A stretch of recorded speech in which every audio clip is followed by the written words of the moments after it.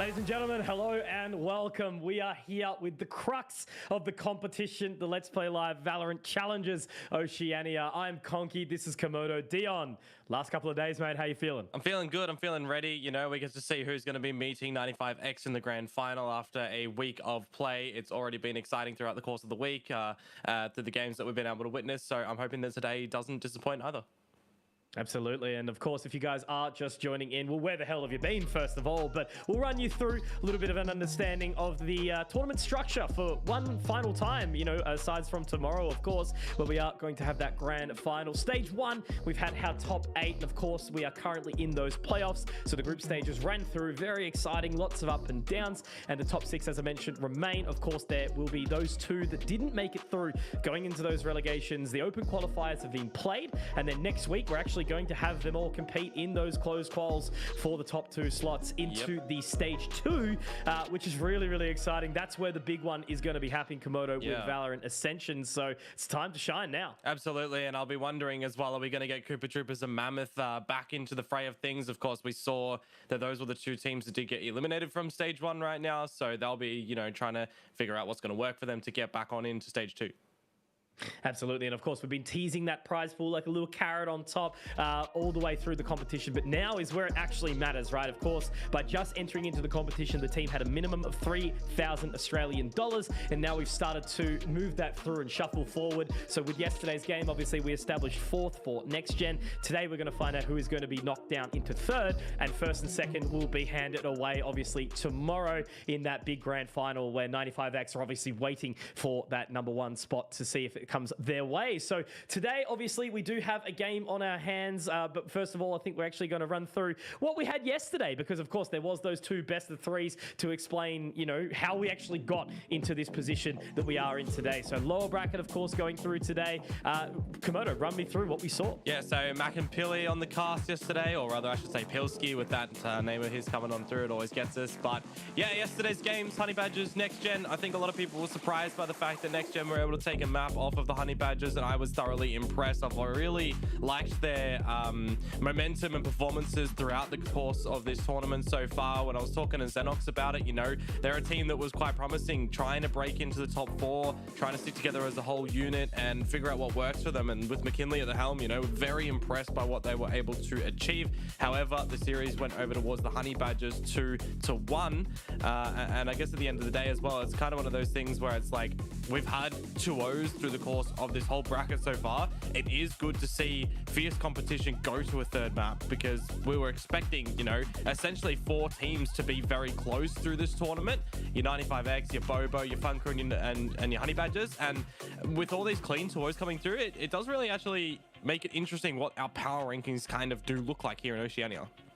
Yeah, it's been a really, really interesting season. You know, everyone's kind of looked mortal. That was obviously explained by this map here.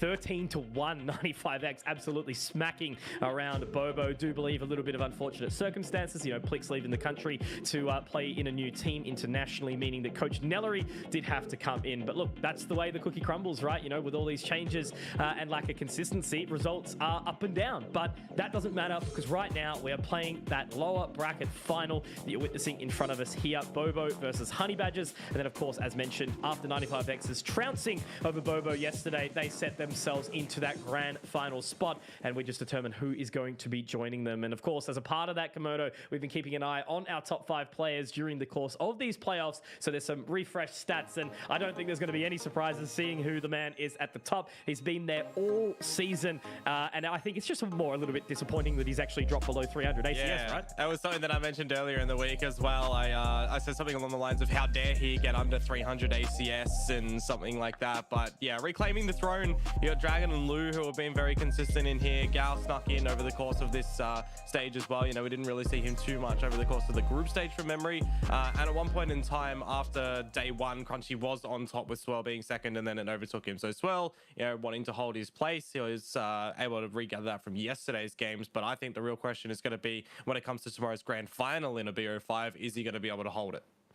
Absolutely, and I think Gao actually only popped in with a plus 32 series yesterday, so that's pretty insane overall. But of course, as we mentioned, right, today's schedule, it is only going to be the one best of three, that lower bracket final that you see on your screen right now. Bobo versus the Honey Badgers. Now, this one is a bit of a question mark, right? Because Bobo, we never really know what kind of roster we're going to get, right? Yeah. If at all at this point in time, at just the way the competition's kind of gone on. As we mentioned, obviously, having an international export, I think is absolutely brilliant. But Honey Badgers, their roster hasn't been as consistent as well. You know, I think they knocked down Jelly D for a bit, and obviously some other changes all around, and the way it's sort of fallen in. But the roster's still good. You know, it's always still had consistent players. Like even when you've had noobs to come into the fray, they've been doing well throughout the competition regardless. Yeah. And even then, you know, we can see all the players in this roster, but we ourselves can only take a guess and a stab at what type of agents are going to be picked and what roles they're going to go. And I think one of the points yesterday that we can take away from that is what Next Gen ran. And Neon and a Yoru coming on through to catch us off guard as the first deployment, I do believe is pretty cool. So able to take away some good things from that. And it just goes to show as well with, you know, the tweets that we've kind of seen surrounding RDW, it almost feels like he's letting Twitter decide who he plays, which is kind of fun as well. So we've had, you know, the Harbor from him, the Rainer. I want him to go back on Cypher personally, but you got Noz in that role. So it's interesting. Absolutely, and of course, it's not so much a reintroduction for Bobo here, but we'll see who's going to be in the server this evening. Of course, we'll bring that up right now for you all. So the usuals, the core, sort of Noz, Crunchy, Dragon, RDW, and the question mark, obviously, with Plix leaving will it be Nellery or Yifang? And it is today going to be Yifang. So again, individually, Komodo, as we know, these guys are fantastic. You know, Noz obviously coming from a previous title, playing internationally, now coming in as the IGL. Crunchy had the run overseas with Sonics. Dragon was kind of that hot prospect for a while. RDW, arguably the best player in the region before he fell ill. And yeah, so there's lots of changes. And Yifang, he was always the shirt-off gamer with the Sova. So there's stars on this roster, but the lack of seriousness is kind of what has let them trip to where they are now, as opposed to barrel through, which we expected, right? It's going to be very interesting, and I think maybe disappointing for myself when we go from stage 1 to stage 2 to see what roster shakeups are going to look like in the Ost region. You throw the Ost shuffle word on it, and I'll be keen to see who is staying here, who actually gets an opportunity to go overseas as well, because that'll be pretty large. Yeah, absolutely. And of course, their opponents is going to be the Honey Badgers, as we mentioned. So the roster, again, has been changed up a little bit during the course of the season. Mirza actually coming in sort of as that newer player, but the main duo has been Shui and Gao, of course, Sure. And Mirza coming in, as I mentioned, obviously typically picking up that kind of killjoy, noobster, playing whatever the hell he wants. It's been exciting regardless. And Maishu, a player that was that hot prospect, I believe he played like last year at some point with Panic and oh, geez, can't remember. Anyway, irrespective, he was an exciting prospect. That's sort of what I was going along the lines of. And he's been a little bit quieter this season. Yeah, Maishu is a player that I've always had really high hopes for as well. Running it back in the day when I used to queue with him in ranked, he's Sova. Well, what actually started with, I would die to him in ranked so much. He would never be able to dodge his Hunter's Furies, unfortunately. But, you know, his Sova role and Fade coming through as well has always been interesting. But I do agree, you know, it kind of has fell off a little bit coming into this. So I'm hoping today he's able to just pick himself back up, realize the gaps in this game, and put some pressure on it. Absolutely, and two of our players in a head-to-head as per usual. As we mentioned, this roster's a little bit harder to kind of pick on who you're thinking, but I think it makes sense, right, to sort of set a highlight on some of the players that have been heavily relied upon. You know, individual performances really stepping up, and that's obviously Dragon and Sher in the way that they play. Sher picking up the Rainer much more regularly, Dragon typically much more onto that Jet, but they're both heavy impact players with a lot of standout moments. Yeah, absolutely. I mean, Dragon's been one of those players that we've seen predominantly on the Jet for time, you know, so long, essentially tried to make it his own. And then for Shia, you know, running in towards something like the Rainer as well, but all different roles, it's always cool to kind of just see what they're able to flex upon. And I think with more agents coming in towards Valorant, we're hopefully going to be seeing players throughout the region and globally as well, being able to not just be those kind of one-trick ponies, being able to really learn from playing other roles. And I think that's one thing where if you've got such a massive duelist on your roster that you have to take a bit of a different role, it can actually be a blessing in disguise. And I think that's something that I'd like to see from them too. Absolutely. And now before we get into the vetoes and stuck in, I think we're actually waiting on a player to arrive. So we're going to take a short break and come back as soon as we're ready to rock and roll. Don't go anywhere. Stay tuned. We'll be back shortly.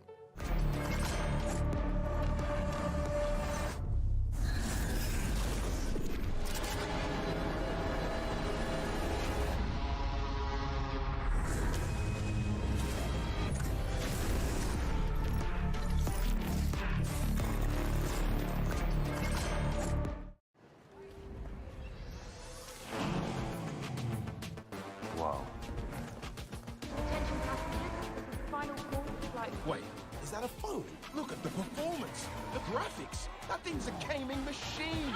A new challenger. Is that Faker? That man's a gaming legend.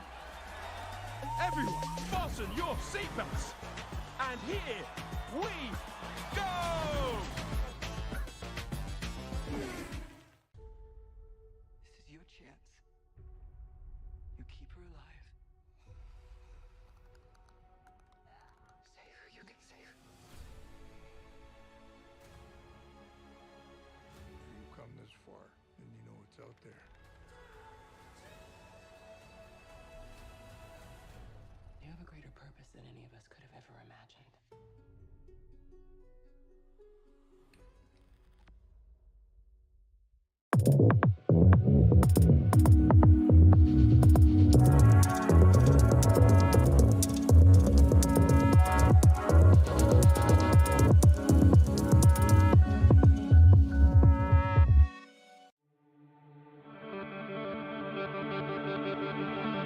Kia ora whanau, that guy's Energy here, joined by the always excellent Improvise as we continue our review of The Last of Us, now streaming on Neon.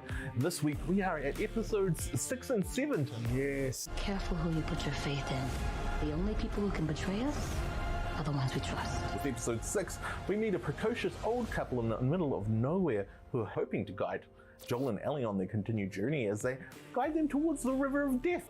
The River of Death is all tied to Jackson, where we finally reunite with Joel's brother Tommy, played by Gabrielle Luna, and it's excellent. A little bit of normalcy, some would say. Yeah, and also you see Ellie be a kid again, and learning learning bits and pieces that she wouldn't have learned as a QZ. Towards the end of that episode, they have to head out on the road again, as always, because they're trying to get Ellie across the country. We went a little bit deeper with Ellie, and we understood exactly what makes her tick and why she is the way she is. Top moments. Hit me with one, man. Episode 6, it would be that reunion with Tommy, you know, Joel just grabs him. He's like, oh, there's my brother. He's got long hair. And I just really enjoy the way Gabrielle Luna actually plays the character. I think he plays him phenomenally. And then on the other episode, on episode 7, I think when they're at the gym and they're jogging, and she's like, "I'll beat you up." And she goes, "Your friend's not. Your friend's not here." And she, "What'd you say?" Oh, and then so that was quite cool. Yeah, and then it ties into the corporal kind of acknowledging those other parts of Ellie, right? Yeah, he sees the same things that Joel sees and tries to speak to her that there's some leadership in you and there's some potential, but you've just got to figure it out. And it's the same that Joel sees as well. So it's pretty cool. I like that scene. It's now streaming on Neon. You can grab yourselves a 7-day trial by going to neontv.co.nz. But as always, I have been that guy, Xenojack, joined by the always excellent Improvise. Until next time, ka kite.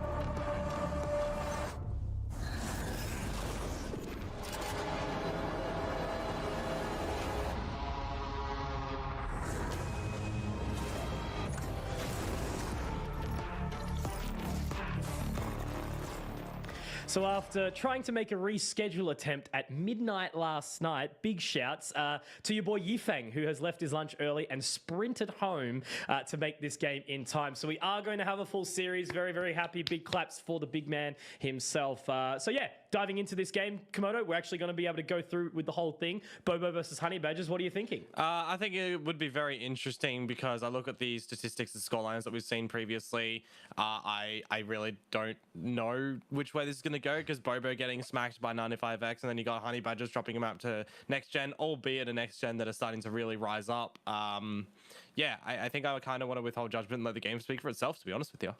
Exactly. That's exactly what we want to do. But instead of dealing with that, we've been sitting in front of the screen for a whole time. My eyes kind of hurt. I think everyone should kind of try Biocode Lab, right? That'd probably be the best way to go about it. Refresh that. Make sure you use code LPL Season 1 at biocodelab.com and obviously !Biocode Lab in the chat if you would like to know more. But with that out the way, Komodo, we are going to be looking into this game now. And I think, gentlemen, we should have some vetoes on our hands, right? If we can walk through and have a little bit of a look, see what maps are actually going to be played inside this series. So they've been done and dusted. Fracture, Haven, and Split. Okay, what are you thinking on this? It makes sense. Bobo getting rid of Ascent because they got absolutely handed a serving on that one. Pearl is kind of interesting to me. I know that Bobo were kind of proficient in Pearl. Honey Badgers, they could have gone to it if they wanted to. However, I guess with only having 5 reps on it so far and, you know, having a kind of up and down performance, losing in overtime to next gen and already to Bobo, makes sense to delete that. You then look to your own strengths.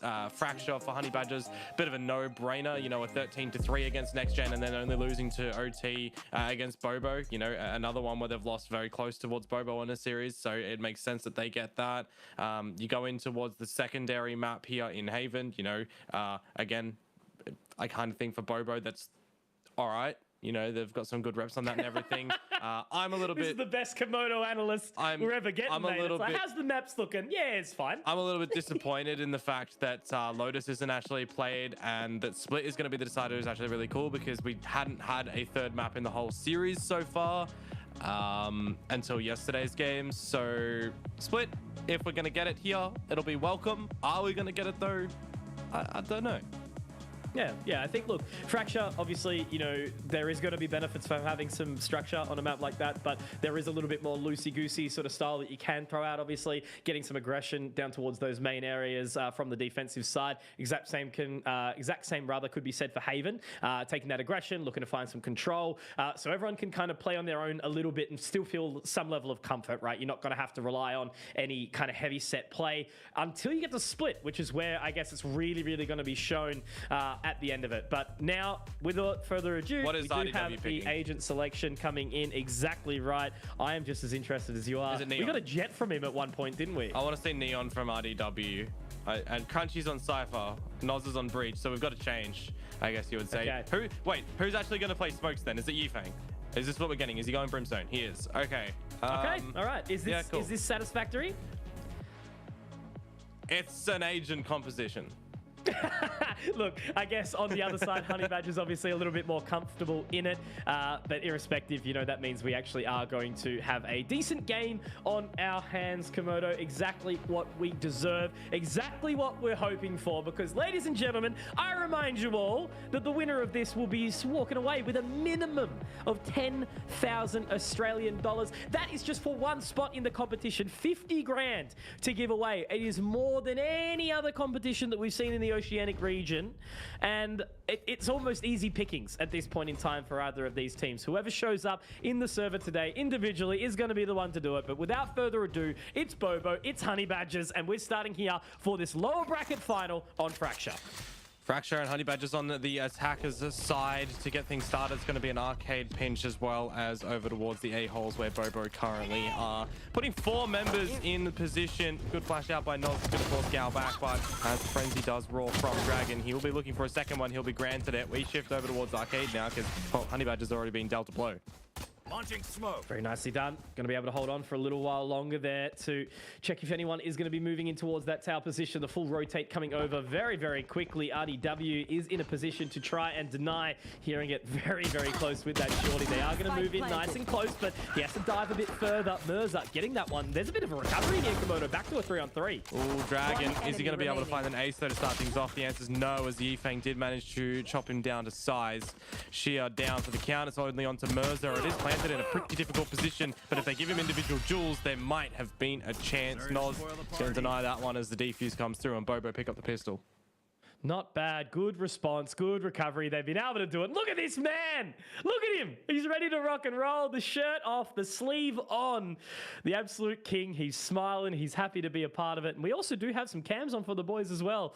Yeah, look, overall, that's a great response, I suppose, in the end from Bobo. They were looking relatively uncomfortable in that sort of mid-round there with Honey Badgers on the response. But overall, it's okay. They got it back and they are getting it done.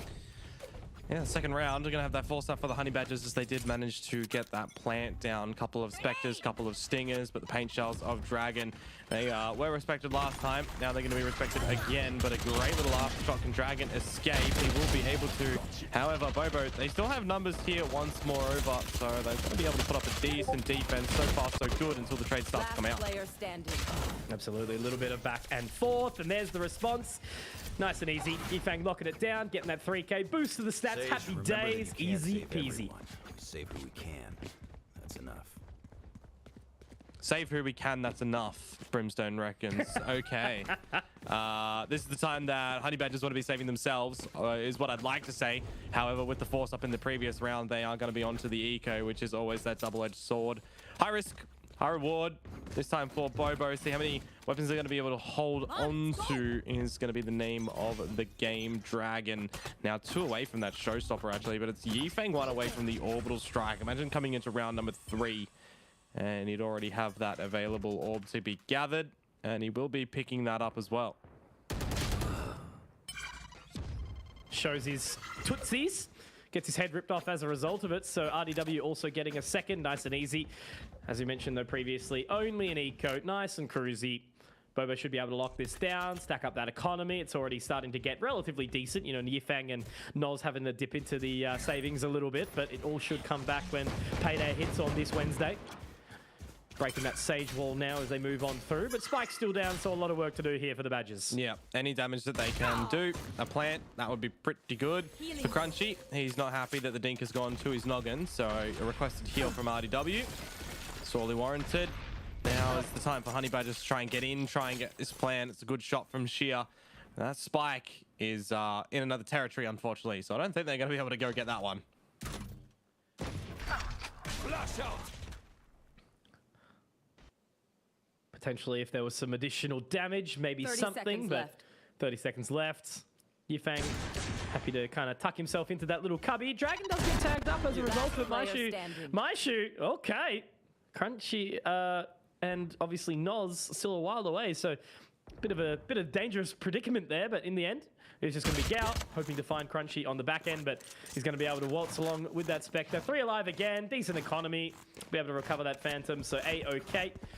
And the round goes the way of Bobo, 3-0 up nice and easily, and Honey Badger's yet to get on the board. Yeah, finally the belated bonus round does come into fruition here. We're going to get that purchase up from the Honey Badgers, and we're still going to see that Bobo had made enough bank that they're going to be able to go in for this one as well. I'll be interested to see how far we actually do get into the pockets in this one. Does look like pretty decent. Yifeng down to that Spectre still. You got light shields for Noz and for Crunchy. I'm suspecting that Crunchy has already placed all of his trap wires and a cage on the floor as well over at the A site, which does look like he has done. But Dragon immediately sending in the showstopper Mitch. It's going to be a bit of raised diff with Yifeng there as well. It's a pretty damn decent start for Bobo in this late bonus. Absolutely. Now Crunchy with a very difficult task on his lap.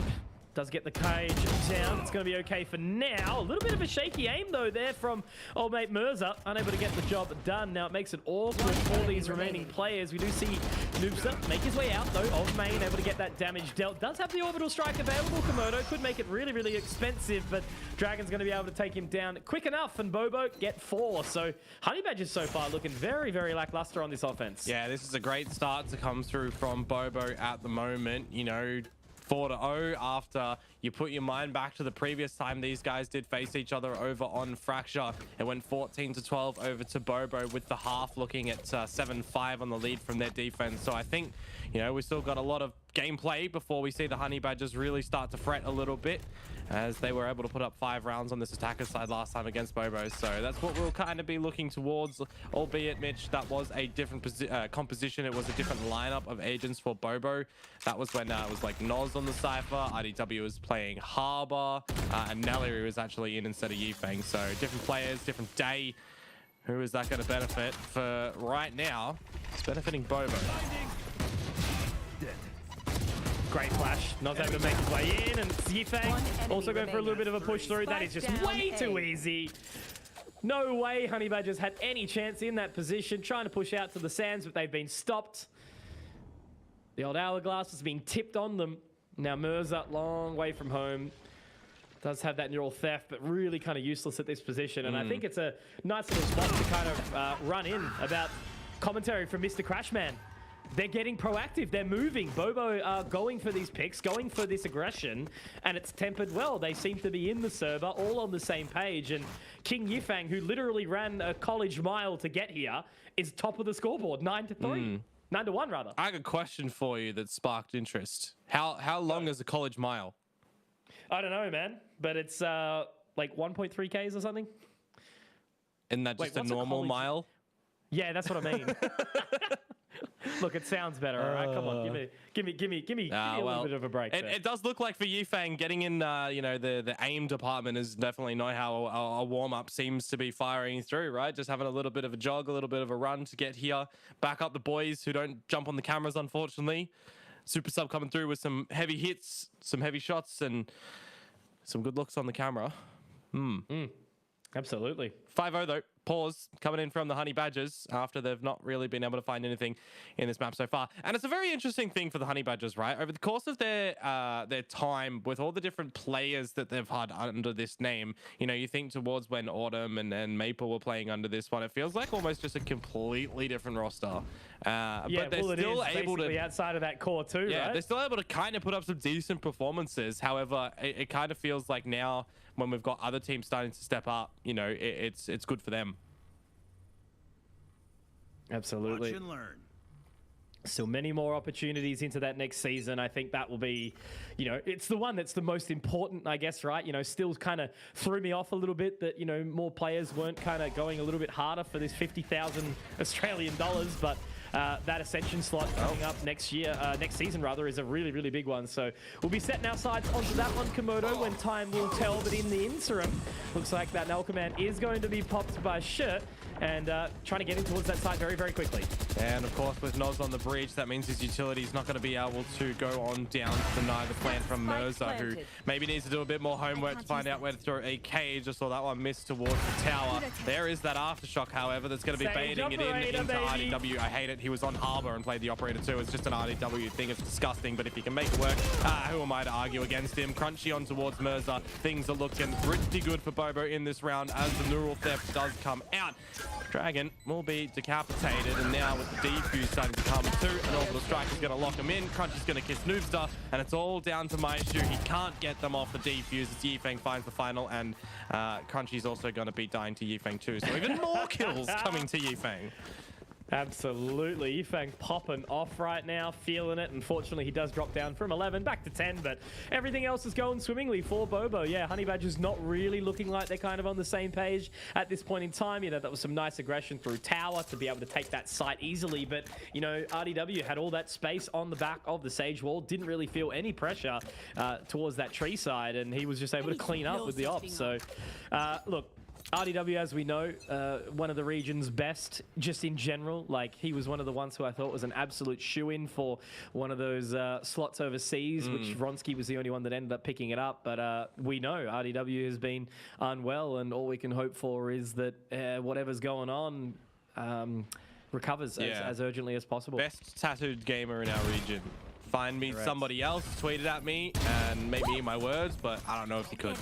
Dragon is going to start off things on towards Noobstar, so if you did want some smokes as the Honey Badgers in this round, you're not going to be able to. And this is Dragon just doing Dragon things. Very reactive, very quick, laying you to rest. Yifeng's going to steal the one on towards Maishu. Even helping out. Yeah. Just pretty clinical from Bobo, right? The way you want to start off your defenses in this map. I mean, Sher's in a good spot. But as they move in towards Sands, as I said, you know, it's very, very proactive, I guess, in this position from the Honey Badgers. But there's Sher, does get two, but he doesn't check his back, and Dragon is going to be able to find it. That neural theft goes out. There is an opportunity to potentially look and pick up that weapon. He will, but look at Crunchy, not too far away, inside CT. So as he does move up towards Heaven, 30 seconds left. That door will open as he does leave the Sands. And now where does Mirza want to go? He looks like he's actually going to reapproach. I think Crunchy spotted that, so it should be A-okay. Yifeng moving into position on towards the side. He is just looking absolutely way too hot today. As I said, this man left his lunch early to rock back for Bobo, and they're currently up 7-0. This is not how I expected this day to go in any way, shape, or form, Komodo. No, I didn't expect that, to be completely honest with you as well. You know, you're looking toward the statistics that we actually did see in yesterday's match for Bobo against 95X. Icebox looked pretty decent, 13-9. You still have a loss. You have Dragon, a good performance on the Killjoy, you know, another large change up in agent roles where you got Nellery on that Neon, but then you go over to Ascent, and I think that's something that everybody just wants to forget. 13-1 with that one round and one kill for Nellery. Everyone wanted to pick up, so if you're getting super sub Yifeng here, it's brilliant to see the performance that he's already been able to deliver, and he might need to deliver something more because he has lost his teammate in Dragon off the get-go, and this crunch towards the B site is starting to be pressured. Yeah, speaking of crunch, add a Y and you'll have a frag in the benefit of the Cypher here. Does look through. Gao, unfortunately, does throw that showstopper a little bit too far. Look, Yifeng in a fantastic position, but unfortunately does whiff the shot just narrowly. And they look to reposition. Great flash. No, Crunchy! That is not very aim labs of you, my friend. But in the end, RDW gets a response, does have the resurrection available here. What does he want to do? How does he want to approach this? Gets the wall up, repositions, has a spot, gets the info, but it will be Gout finding the frag, and Honey Badgers are now on the board. Okay, there is one. What was the scoreline that I mentioned to? 7-5. So, you know, if you got the script in front of you, maybe this is the time for the Honey Badgers to get back into this game. Regardless, those early bits of ultimate abilities for the Crunch early on made things a little bit spicy, caught Bobo off guard, potentially, one could argue. Just now noticing the Dragon also has his showstopper after using it 2 rounds ago. Proactivity. That's what's looked really nice from Bobo. As I said, they are kind of going for it. They seem to be on the same page. They're flashing each other in. They're getting that utility down. They're making good efforts, Komodo, and that's all I care about. You know, as long as both sets of teams show up in the server in a moment like this. As I mentioned, you're playing for 10,000 Australian dollars, and of course, you know, a shot at even 14K if you make it against 95X in that grand final tomorrow. But that is some fantastic utility usage there in the combination between MyShoot and Gao, able to find that opening frag onto RDW, who did have the operator here. So Crunchy, Yifeng, they've got a little bit of a tough time ahead of them on towards this A site. Yeah. Wires destroyed, Crunchy pop in the cage. Maybe it would have been to his benefit to not be able to do that, but regardless, he's able to find one. Gao and MyShoe, they answer back immediately, and with an open plant, Noz is not going to be able to deny that one. Do you just start to consider a save if you are Bobo? You know that that operator is down on the B side. Dragon is currently looking at that, making sure there's no flank at the moment. A 2 versus 4 would be a pretty big flank if they're able to pull this off. So with that showstopper available, there certainly is a world where they can find their way back into this. 2 inside drop. Side obviously completely clear. Just waiting on the other side of Sands here. Dragon, how does he want to approach this? That is a great fault line, but he gets the frag onto MyShoe. This is where it gets scary now, Komodo. He does want to pop himself away, but Mercer's going to find him. So doesn't find him as they're heading up the rope, but in the end, it's going to be Noz walking away and cruising on out. So it does find the frag onto Gao on the exit, but Honey Badgers, a little bit of momentum further behind them now. What's the economy going to look like for Bobo? I think it'll be okay into this next one. They should be able to secure a buy. They will. But Honey Badgers is slowly chipping away. 1 by 1. Getting close to a couple more ultimates now as well. Shia with the null command 1 away. Noobs already with the orbital strike. You want to be seeing him use it, I guess, in this next round as well, because a map like Fracture, you know, 4 ultimate orbs, you get plants, you get kills as well, and you can climb those ultimates relatively quickly, which is what Dragon's already been able to showcase us. RDW with that resurrection too, but it is going to be this tree push at the moment from Bobo that is going to keep Honey Badgers quite contained towards their spawn. Meanwhile, that gap does actually allow the rest of the squad to be pushing up through the arcade. It's going to be Yifeng for a great shot to start things off, however. Looking good. Able to find an additional frag. Noz on the line, though. Avenging his fallen teammate, dropping MyShoe. So the advantage once more going the way of the Bobinators. It's going to send them packing. Minute 5 left on the clock. Still plenty of time to sort of move along. And of course, Crunchy does have a little bit of position to sort him out. Going to resurrect Yifeng as well, so looking to secure that round. They are making their way back. Gao, though, tries to go for the swing. Noz is going to be ready for it. Finds the frag. Noobs that has the orbital strike, but it's going to be Dragon moving forward. No frag found there, and it's all onto Shirt, who, is going to try and attempt this 1 versus 5 with 40 seconds left. A smoke and Dragon on the other side, and a flank already happening to your body as well. Caught in a reload against RDW. Probably not how Shia wanted to finish out that round there, but when he's lost all of his teammates, does get quite unfortunate. 8-2. Bobo extending out their lead on this defensive side.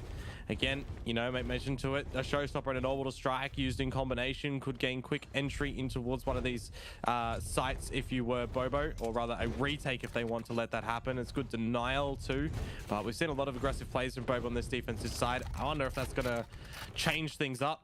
Crunchy's utility is going to be back over towards the A site with RDW playing a site anchor.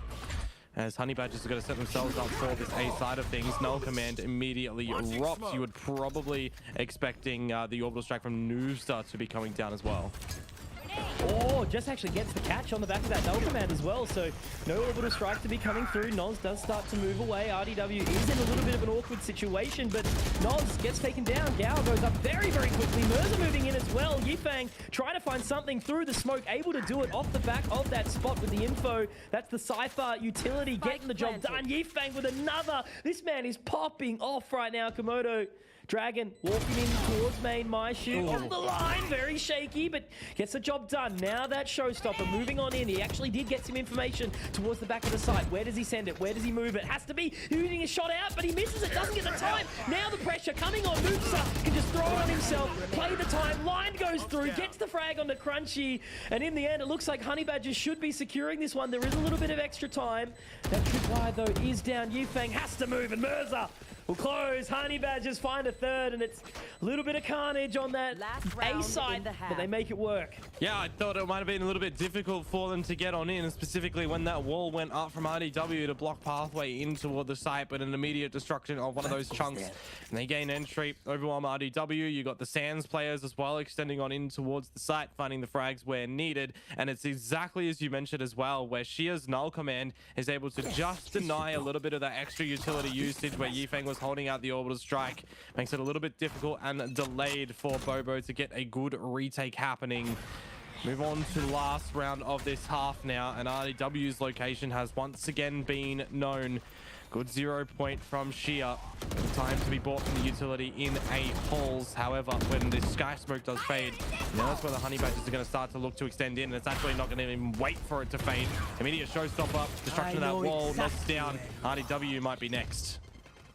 Yifengo moving in very, very quickly. RDW should have enough time to be able to at least lock this in. He gets the first, and that's a great result. Now Sher able to get that response. RDW finds another, but he's going to be traded. Not happening so far. His Reddit moment was right in front of him, but got peppered down through the wall a little bit too much. Now Dragon looking to try and show up in towards this position. Spots one in heaven. Maishu, you'd think he went a little bit too far forward there, but he gets the frag irrespective, and it's an 8-4 half Komodo. Not bad in the end. 7-1 to 8-4.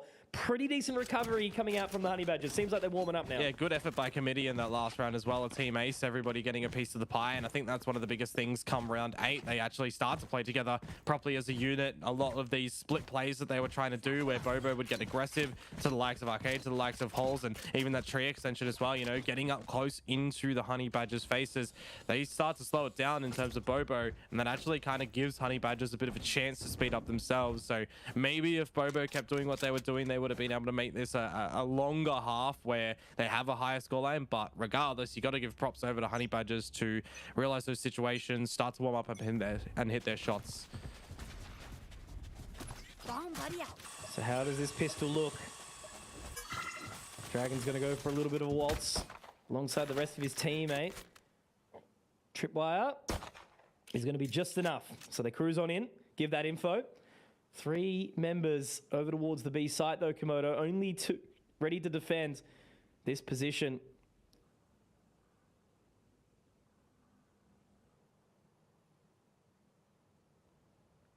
It's a bit slow.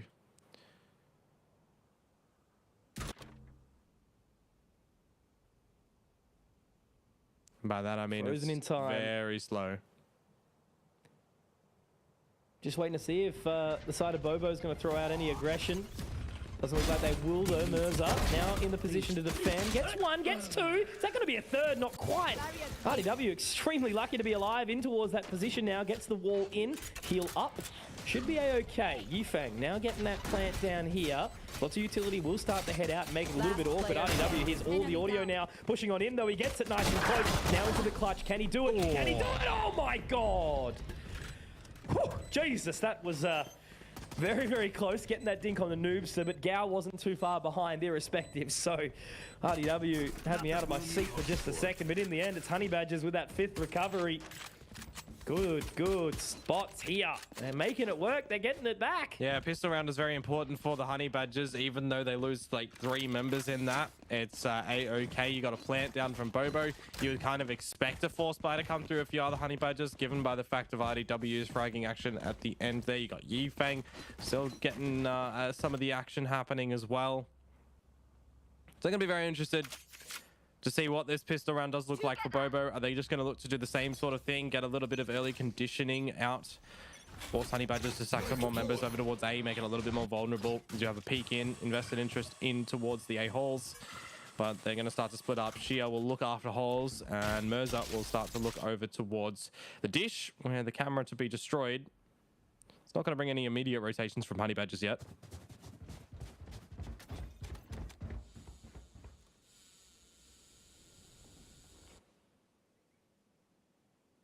Rotation back over. Buying their time here. Cruising their way now in towards main. Shirt not too far away. Ready to try and start to make something happen. Does get traded out though, Komodo, which does poke some holes in this defense now. Mirza all on his lonesome. Fault line is excellent. Already out on towards the side. Dragon up on top. This is a huge round so far from Bobo. Additional damage being done towards CT as well, and that spike's going to get planted. 4 on 3. Favor going the way of Bobo. Good plant for Bobo. See if they can hold it down. The paint shells go missing from Gao, and with no extra utility, it's all going to be down to the headshot Guardian to see what he's going to be able to do. Moves to half HP as well. You got Maishu in the mix with that Spectre. As they break that wall, they need to start to get in and get an idea of where Bobo's playing. That Aftershock though, Mitch, is going to buy some good time. Absolutely. Now trying to get that fault line down. Dragon in an awkward position. Yifeng is going to send the lines out, so it's going to be all good. Dragon, how's he still alive? This guy absolutely kicking and screaming, going for more, looking for the 4K. Maishu, though, going to have to moonwalk his way out of that A site and hopefully save his Spectre, but it's going to be Yifeng to take him. Again, I keep repeating this guy's name, but Bobo, they're able to find a 9th round off the back of that force buy. No stress for them. Very, very nice result. I think Sher certainly put himself a bit too far forward in A main, got punished, and then poor Mirza unable to defend. Big force up from Bobo. Good conversion in a round like that. With a bit of style from Dragon. You got Yifeng still chiming in where needed as well. Definitely coming into his own, filling pretty much whatever role he can when it comes down to whichever roster he gets slotted in with. Having a bit of fun with Bobo at the moment. Can't say the same for the Honey Badgers. After finding a pretty good pistol round, you lose the secondary one, you're back on toward the pistols. This is definitely a time where things could start to peel away from you on a map like Fracture. However, if she is able to double down after finding a pretty good first shot, it'd be glorious. There it is. Cheeky little fadeaway aftershock to get the job done onto Gao. Now Crunchy taking point at the bottom of tree. Are they going to be ready for this? Gathering the info. Only a tag up. Crunchy missing a few important shots. Luckily his teammate will save him, but there's Maishu pushing forward. 35 points of HP, so he's done enough for now. But into that 3-on-3, the showstopper is available. Maishu getting another, but Dragon able to drop him with the paint shells. Excellent stuff here as Noz now pushes forward into the arcade, but will it be Dance Dance Revolution or something ladder? Cruising around up in the top. Dragon from the tower, and that should be the round done. Pushing in. I don't think Sher's got enough in it here. Too healthy, too happy. Bobo fading away. This should be an easy 10. Paint shells for good measure as well to keep Shia back. Dragon still hungry for the kill. It's already got his showstopper. It would just be padding stats, getting ACS, trying to overtake Swirl at this current point in time. And if he keeps going like this, he potentially could as well. Spike will eventually look to explode. Shia, he probably wants just to go up with that. And it does look like with Bobo trying to save the weaponry, it is going to be the ending of the round as well. 10-5, Bobo achieve double digits, but now we will have that buy to come in from the Honey Badgers. Ultimates, what are we? That boy? Is that what you're telling me? I don't know. Here. Oh, look, you got to get up. You got to get lively. You know, these are the last 2 days of the broadcast. All I know is that the Saturday, Sunday. Yes, good Valorant. Should be an interesting, should be a pretty fun grand final, you know, regardless of if it's Bobo or Honey Badgers going up against 95X. Correct. I'd love to see like the Bobo 95X grand final with both teams, you know, putting all the effort in, you know, like those are the two teams at the top of the show that when we first started group stage or stage 1 that we were thinking were going to be the hard favorites, you know, especially Bobo, star-started roster, then 95X kind of the team with a bit more structure. Unfortunately, it looks like Swirl's going to be stepping down next season, so it'll be his last hurrah in that grand final for now, at least. Hopefully it's for good reason. We'll find out shortly, I'm sure.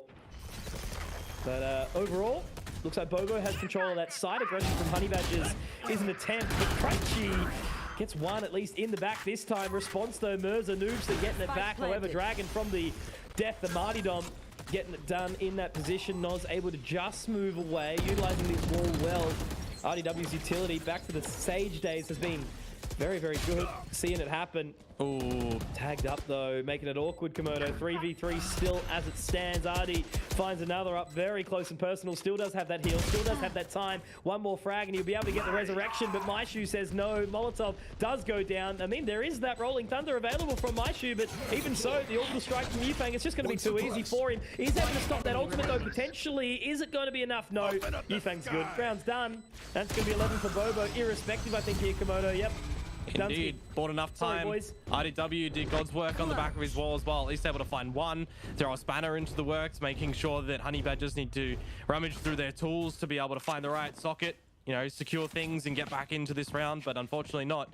You know, you kind of think, RDW, all right, your teammate Noz has been taken down to 10 HP. Do you try and get out the heal? If you try to bring out your heal in that position, more often than not, you'd be pushed out by your opponents and you would not only lose Noz, but yourself. So wise on him to just stay true, find a kill in the mix, and then just playing on the back of Yufeng's utility, which has been very good and successful over at the A side, right? Making sure that those incendiaries are always going onto the spike to buy 8 seconds of time, and then dropping that ultimate in that round as well, just to make sure that they lock it in stone for 11. A slightly deeper 0 point may have been able to push Yifeng off that ultimate, but still, Bobo looking solid, looking strong. See the map pick of Honey Badgers, so, you know, they walk away with this one. I think Haven, I mean, it still can go either way, right? You know, Haven is such a question mark. I feel like it's either a 13-1 or the most close competitive series ever, usually the former. Yeah. Lots of teams very much struggling with finding that defensive side of aggression, but in the interim, it looks like they are going to make their way in towards the drop and the dish, as Dragon might be looking for a feast on towards this site, but there's no feasting that actually is available. It's only the one man in Mirza trying to lock down this position, and they are going back into the stack. Well, it's funny, right? Bobo with the incorrect read. If Crunchy gathers this orb over at Arcade, he'll have the ultimate. If they find Shia and then he gets it, or if he had the frag, that would have been sick. But I do just believe on the floor that Shia had already grabbed the orb, so you can't get it. If Crunchy wants his ult, he has to get a kill. Dragon's going to be able to take down Shia. But now the stack, are they going to realize? 30 seconds left. This is a big Dragon moment right now, Komodo. I think, you know, they walk into the stack, and instead, he's got no fear. He's got 3. In the end, it's going to be Mirza living on, so he's got a lot of work to do here, but it's that... My God, no, I'm losing all the utility. There's so much happening. Wall goes up, smoke goes down, an attempt at using that ultimate. The neural theft comes out from Crunchy. And Bobo used that to secure that match point here. So they are looking, map point rather, 12-5. They're looking pretty solid here at this point in time. Absolutely. 7 map points. You got a resurrection for RDW to bring a boy back. You've got Noz 1 away from the Rolling Thunder. Even Dragon 3 away from the Showstopper, I feel is achievable in this round number 18. On the flip side, though, you got Null Command and the Orbital Strike for Honey Badgers. You got a couple of members with Light Shields, and even Mirza dropping down onto the Bulldog Gao with the Guardian, which is going to look to be first point in contact. He's going to clear all the angles, but with nobody being home on the top side of the map for Bobo, Gao is using the no-no rope. Dragon, ears, Dragon, communications, Dragon, where is your headset? Dragon, why are Bobo yelling at you? Come on, there it is. What is happening? I mean, it's traded, but at least a knife has come out, and they've been able to take down the top fragger in Dragon, who has been having a stellar run so far. Crunchy able to slip away, but there's that resurrection, so it's all for naught really at this point in time. Now they start to get aggressive. Noobs that goes too far forward. Crunchy, Yifeng getting the job done. Rolling Thunder. I think it is going to be that map here, Komodo. It's looking very, very likely, very, very obvious. Now that wall goes down. RDW has been so consistent, so regular.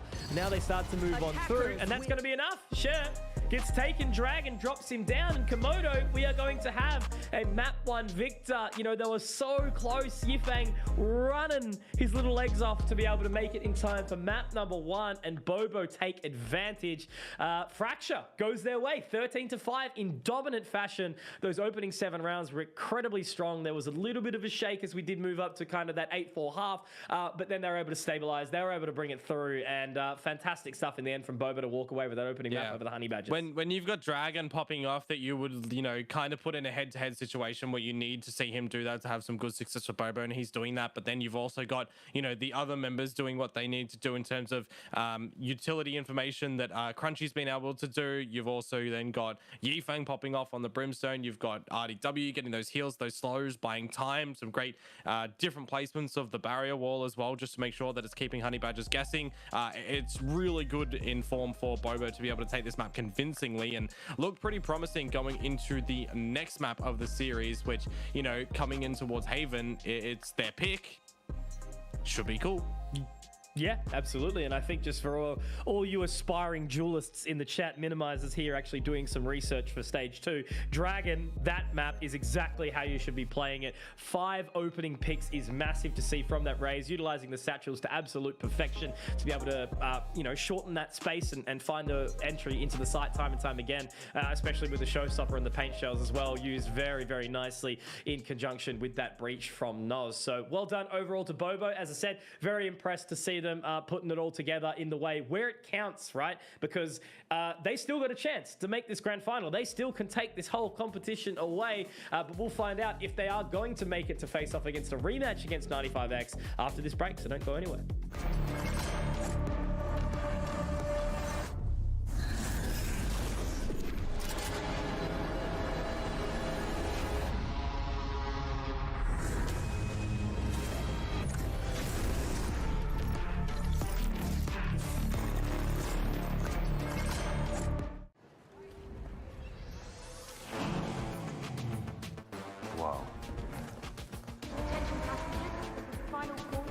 Wait, is that a phone?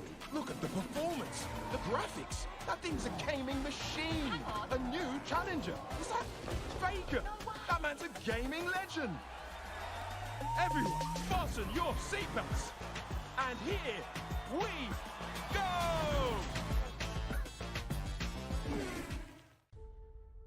This is your chance. You keep her alive. Save who you can save. If you come this far, then you know what's out there. You have a greater purpose than any of us could have ever imagined.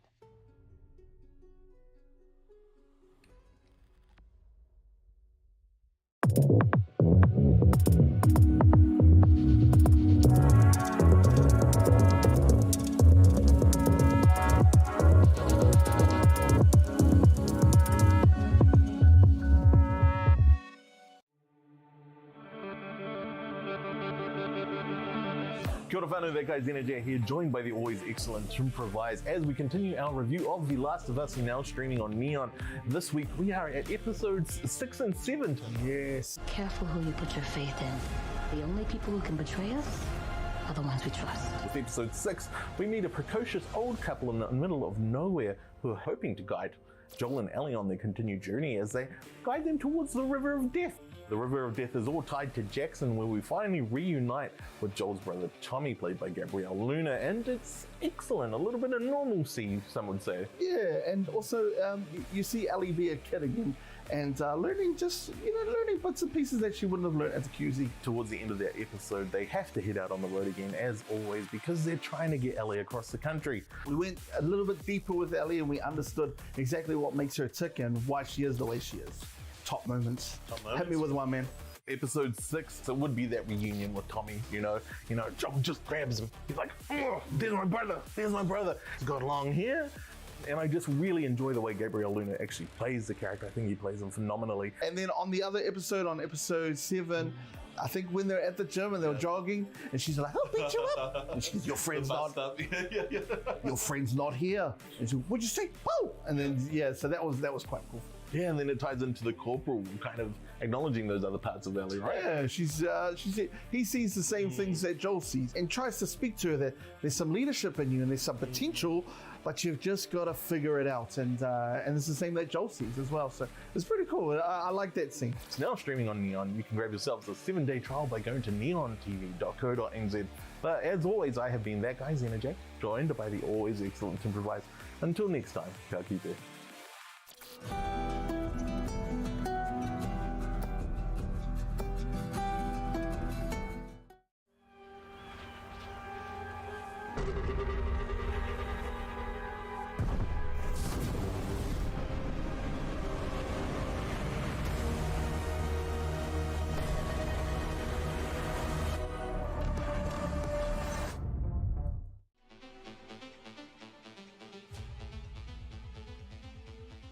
guys seen this? It's pretty good. You guys should try it out. Some Biocode Lab. It's the official supplement of LPL. Make sure, obviously, you go check it out. LPL Season 1 is the code that you're going to use at biocodelab.com. 20% off your order. ! Biocode Lab in the chat if you've got any respect for me and Komodo, because I think you guys do. But yeah, if you've got respect for the game, you know, you're coming back for a 1-0 position, right? That we've got Bobo walking away with that opening map 13-5 on Fracture. Komodo, what are your thoughts, mate? Are we going to see a 2-0, or is it going to go the way of the Badgers and go for that split third map? I would probably say, given by the clean performance that we've got from Bobo in Fracture, a map that in this series we're looking at probably needing to go the way of Honey Badgers to get us over to split, in all honesty, that it may actually be a 2-0. And the reason I say that is I look towards the performances on Haven previously. It is a very clean run for Bobo in the course of this tournament at the moment. You've got a 13-6 against Built for Greatness, who are the previous name of Next Gen. You've got the match against the Honey Badgers, which went 13-9. You got Mammoth 13-7, Cooper Troopers 13-8, and most recently the Who Plus 2 at 13-2. So all good victories for Bobo at the end of the day. But when you move over to the scorelines for the Honey Badgers, they then have that loss against Bobo 13-9 that I mentioned. They lost against the Who Plus 2 13-7, and they just narrowly beat the Who Plus 2 in the second time in the playoffs 14-12. So I think coming in towards Haven right now, it is probably a struggle for the Honey Badgers to probably see themselves winning convincingly. If they're going to do that and get the victory, it's probably going to be a close map. Absolutely. And look at this man, of course, Dragon on front of your screen, 358 ACS. You know, obviously with those paint shells, he certainly can get some work done, which I think is very, very impressive overall. But will the form continue into this next map, Komodo? Because I think there's going to be some questions coming around about what agent composition is going to come out, because Haven, irrespective of kind of how you want to approach this, I see like really kind of inventive structures that are coming out. You know, Mac was saying in the chat something along the lines of Harbor Viper Sky, which was DRX and Loud meta, you know, that we obviously saw over in Lock-In, which can do some crazy things, but always it ends up being Jet, Omen, Breach. You know, it kind of always falls back to what was the standard. You know, this map has been around for quite some time now in Haven since the inception of the game. It's certainly been interesting to witness, but as the longevity of the map kind of comes in, you know, some kind of people are trying to invent something new, but a lot of the time back to basics ends up working out. Yeah, absolutely. And of course, we're going to have to wait to see what agent lineups that these guys are going to be bringing out. But alongside the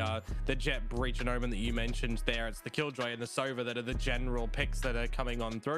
You know, when it was the Chamber meta, we had a lot of Chamber come onto this map. We had Chamber on pretty much every map though, didn't we? So I always like to see good rotations of agents. Harbor, you know, if we do start to see Harbor getting in towards this map, I think it's going to be interesting. But I personally think, to go on a bit of a tangent here, we're not going to see a lot of Harbor come onto a majority of these maps until Gecko is actually in release, because you look at the utility combinations that we've already seen develop in ranked, in theories, in you know, streamer 10-mans and stuff, where you're running the Harbor and the Gecko. It's very interesting. So I think we do have to wait a little bit for that. But coming in towards this map specifically, I'm going to be interested to see what Bobo's composition is actually going to look like. Are they going to have fun with it, or are they now realizing that they have a shot at actually taking this series 2-0, minimum 10k? I would kind of also like to just see them be, you know, kind of respective and go with a proper composition because of those two factors.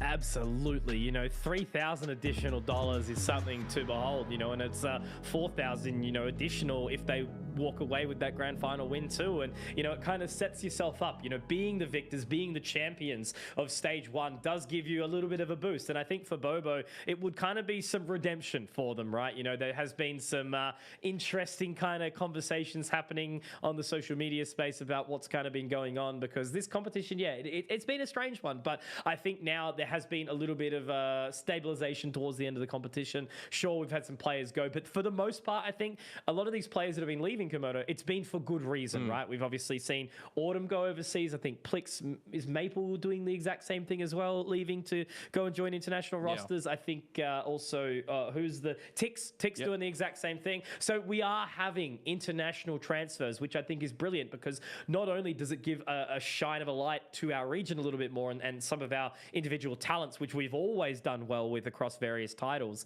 it gives opportunity to some of those newer players because there is no other competition in the region that offers 100,000 Australian dollars. Play for it, work for it, fight for it, because stage 2 is just around the bend. We're going to be here. I hope so, right? We're going to be casting our little hearts out and seeing what this region has to offer. And I think, you know, having the crux of it now into this semi-final, I guess you would call it the lower bracket final, it's really the now opportunity to shine through and show either how easy it's going to be or how hard it's going to be to beat these players into stage 2. Absolutely. And of course, remember, for those that are just joining us now and didn't catch the starting of the broadcast, or you haven't caught the broadcast on Oceanic VALORANT challenges so far, there's money for this stage, and the top 6 scenes that we're seeing in this area are already in next stage, but it's that Ascension slot that the next stage winners are going to get. Absolutely. The Ascension slot, which obviously everyone's been fighting for. You know, last year there was a little bit more international opportunity, but it was kind of proven that to a degree, maybe we weren't ready for it, right? APAC, an extremely strong region. So we need to do the good fight locally, then take it overseas. And the only way we can do that is by grassroots improving each other along the way. So as we dive into this agent selection, no real surprises so far. I got to admit, look, I am liking seeing Crunchy on this kind of a little bit more of a supporting role here. Obviously, you know, quite often does pick up the smokes and that here and there, but this is quite an interesting composition, right? Like, I'm okay with it. Obviously, Chamber nerfed pretty heavily, but it still somewhat makes sense, right? What we're seeing? No. Okay.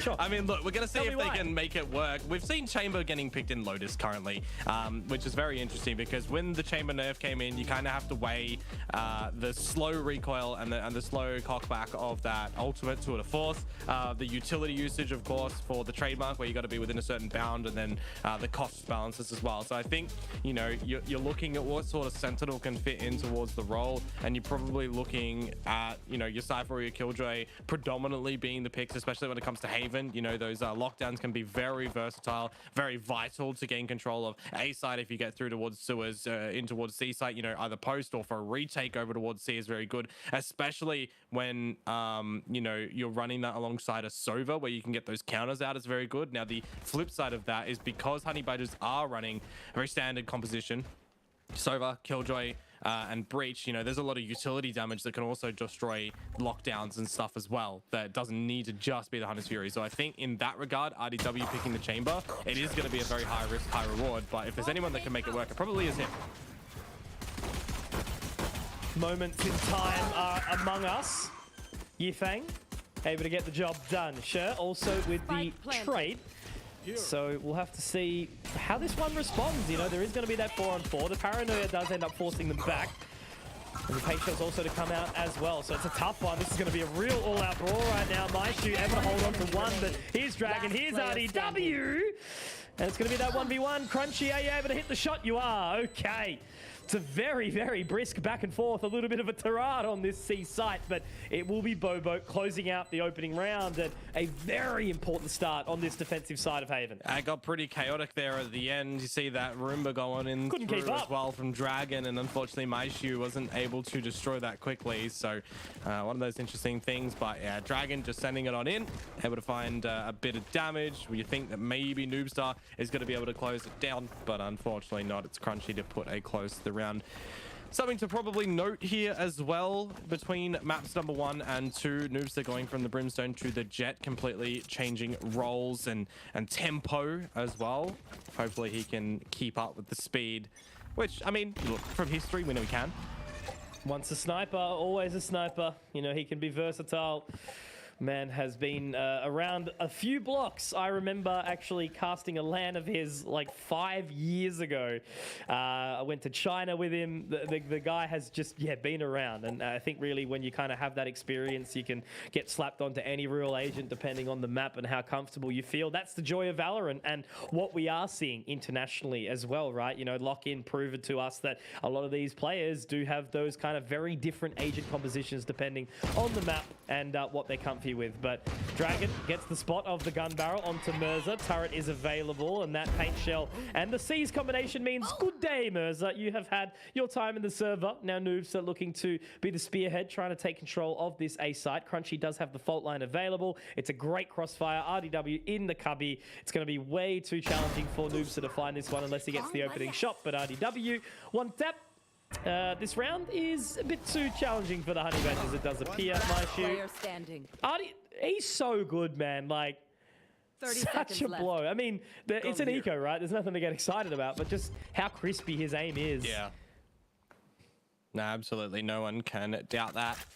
Gal, though, let's see what you can do with the Sheriff, as Dragon is going to spot him out. Going to be good for one. Make it a second one. This is the damage that you want coming into the secondary round. It'll make your bonus a little bit better come the third. Gal will eventually need to lose his life here because those guns are going to be retrievable. Okay. Ooh. 3 kills. Made it expensive. Made it expensive. That's all that matters. Easy peasy for the bonus. They give themselves their best bet. Definitely think Bobo waltzed into that a little bit too hard. I think 3 alive would have been prime, but they're going to go pretty hard into this bonus, so a lot of respect being given. Honey Badgers are going to have the full buy. Rolling Thunder only 1 away for Gal. Good spot.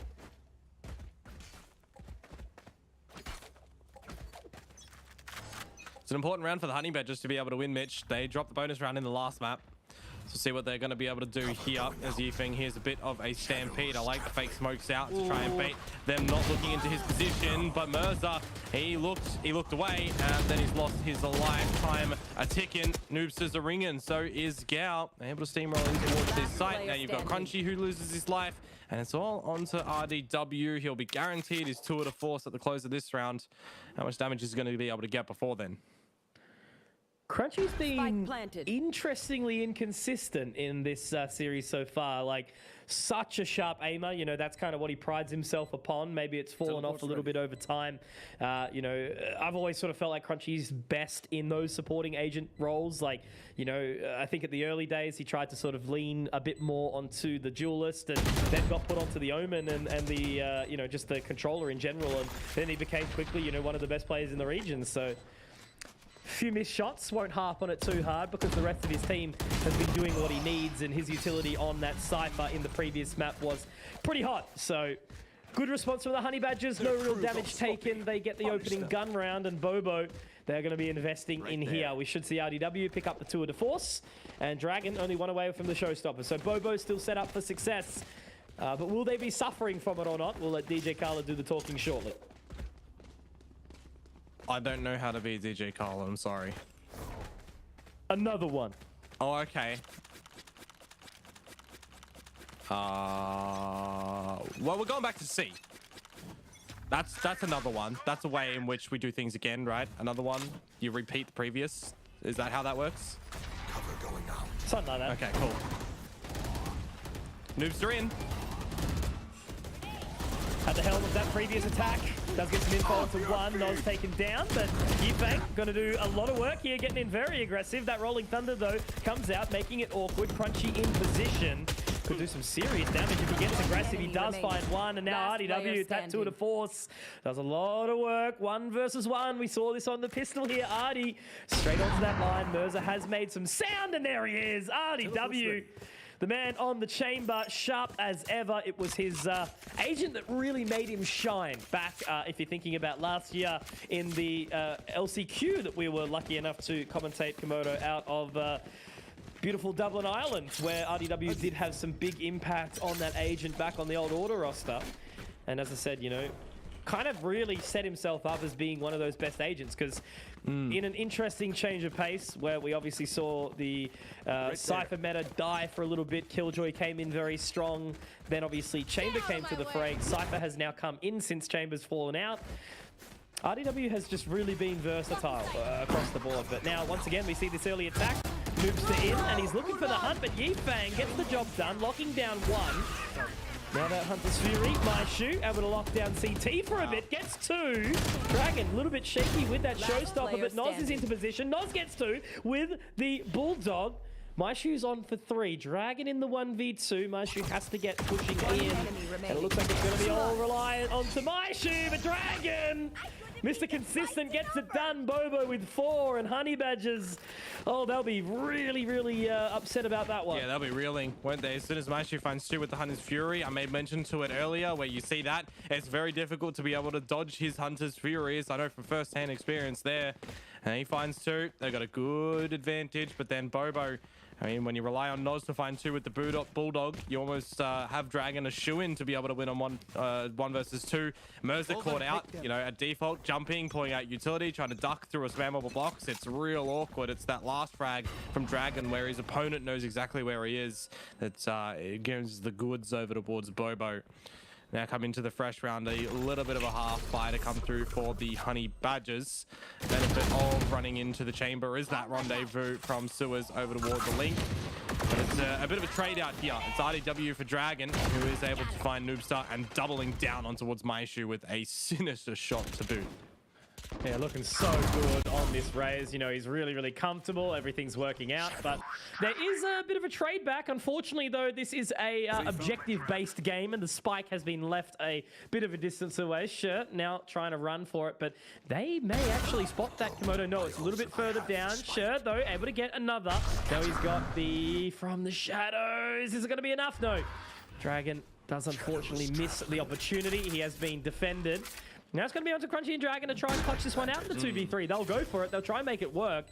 Gal on that B site, Komodo. There's a lot happening here. There maybe is some moments where Dragon is able to do some really big bits of work. He's found 3, 2v2.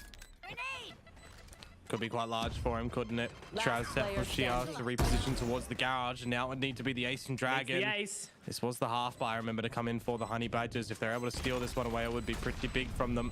And aftershock, he knows exactly where both of the opponents are, but he can't quite wrangle the shots. Never mind, he can. Did he know where the paranoia of Shia came from? Now he 100% does. He's got to half this one, and he knows he has to do that as well. Shia's going to go for the ping. It's over half. It's the shots out from Sir Dragon, roaring in the server. The Ace comes through as Bobo find 5. There he is. What an incredible round to come out from Dragon. He was a star. He was a hot prospect. He was a really impressive player for a long time, and then had to take a bit of a year to step back, reconsider his options, think about what he needed to do, and then he's come back swinging. You know, they brought him in as that kind of newer up-and-coming talent, and he really can shine when he wants to. 12-4, Dragon doing exactly what you need your duelist to do. Yeah. And that is his highlight moment of the playoffs. Wait and see if there's going to be any more. If he continues this trajectory, he's had some pretty big pop-off moments in this playoffs phase. That's for sure, Mitch. Yeah, from day one, essentially. Straight down mid though. Merza caught off guard yet again. Good to see him step up for his team. Maishu now overlooking Dragon, who's just going on a tear. You cannot stop him. He's feeling confident. They're playing proactive, they're making moves, they're confident, they've got the spike, and there is really nothing that Bobo can do wrong so far, it feels, right? They're rotating well, they're trading each other's positions, they are setting up the lines where they need to. Gal, though, able to find a good opening pick in towards that side. Now it goes back to the 3-on-2, and all of a sudden, does start to become a bit more winnable for this position here. Advantage goes their way, and now they can get that spike down. Nightfall in combination with the Paranoia, throwing the Haunts after that for Noz. Could be pretty good. It is going to blow one of them off the line in Gao, who's going to reposition towards Hell, and that is just a combination of utility to come through. It actually ended up marking 2, so now they know where both members are. Noobstar, Gao, good for the shots. Is this how things crumble? From a disadvantaged scenario of Honey Badgers to the Ace site, they win it. 2-on-4, yeah? Pretty impressive. Very handsome response in the end from the Honey Badgers, and it wasn't really on Bobo making many mistakes there. You know, Crunchy did get caught off, but it wasn't like an overstep by any means. He was up in heaven, and then, you know, they do try to move in as a trio, but Noobster was just looking a little bit too hot there. So Honey Badgers get on the board. He's on that attacker's side, though, that they are lacking. Favored side for sure. However, Bobo back onto an eco, and after Dragon's done a whole lot of heavy lifting, the rest of the team is going to need to step up where necessary. RDW taking down the Headhunter, not able to do anything in this round. And that Rolling Thunder will be available for Gao, so they should be able to lock down this C site nice and easily. It's going to get all four Komodo. He's If it does go off, but it doesn't get used. Oh, maybe not needed. Not going to be needed. Yeah, it's just the pistols at the end of the day. It'd be a bit of a waste if he did use such a large ultimate. Now they know the Dragon is here with this Sheriff as well. See if he's going to be good for at least one on the exit. That is a miraculous shot from Dragon. That's kind of absurd, to be honest with you.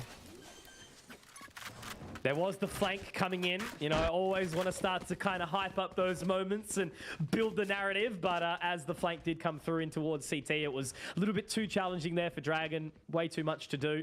But so far still, you know, impact, getting frags, able to hold it down. Hey, in the end, Gao not obviously needing to use that, as you mentioned. Do you think he's Dragon Bobo through the mud? Dragon... Nah, I don't want to say that on broadcast, never mind. Almost did. I was close. Yeah, look, if it was the countdown. Crash said it for me, so it's fine.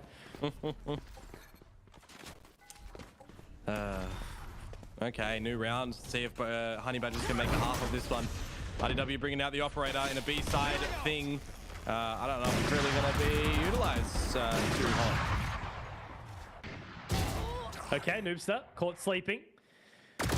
Yufeng able to keep on moving on in, though. Unfortunately, it will be a trade out, though. Dragon gets taken down, and Shui and Gao, they are making it work. Maishu getting the job done. RDW, though, it's back to a 2-on-2. So he's had some impact. He's been able to hold down effectively. Yufeng repositioning, re-moving around. Maishu did get the catch, did get the info, but unfortunately not the frag. So it's into that 1v2 with health advantage heavily going the way of Bobo. They're splitting up, though, aren't they? Yeah. Ultimate. Okay, so from the shadows, reposition from Yifeng over towards Long.